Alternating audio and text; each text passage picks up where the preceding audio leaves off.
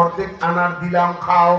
আল্লাহর বান্দা অর্ধেক আনার খাইয়া এইবার বলে, আলী অর্ধেক আনার দিছো, আমার পেটের অর্ধেক পেট ভরছে, বাকি অর্ধেক আনারও যদি আমাকে আল্লাহর হস্তে দিতা তাহলে মনে হয় আমার পুরা পেটটা ভইরা যাইত। আপনি আমি যদি হইতাম জুতা কইরা দুইটা বাড়ি দিতাম আর কইতাম হারামি একটা আমার নিছি, অর্ধেক দিছি আর অর্ধেক আমার মোহাব্বতের স্ত্রীর জন্য নিছি, অর্ধেক দিছি তাতেও হয় না, বাকি অর্ধেকও তুই চাস, বাড়ি শুরু করতাম, গালি দিতাম। কিন্তু হযরত আলী বলেন, এ ভাই যেহেতু তুমি আমার আল্লাহর নাম নিয়ে চাইছো,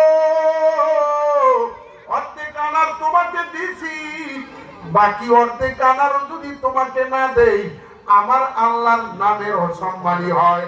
আমার স্ত্রীর চেয়ে আমার কাছে আমার আল্লাহর নাম বড়, নেও নেও, বাকি অর্ধেক আনারও আমি তোমাকে দিয়া দিলাম। কথা হয় না? সুবহানাল্লাহ জোরে বল।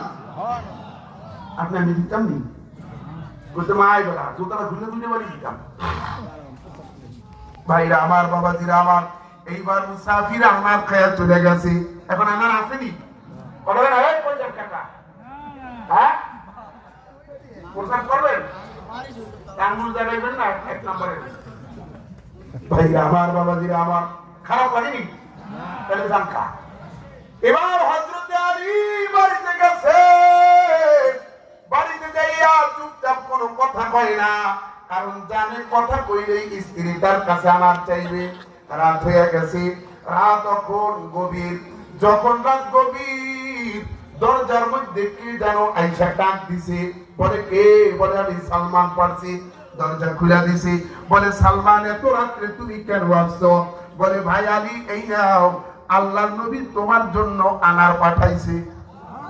জোরে জোরে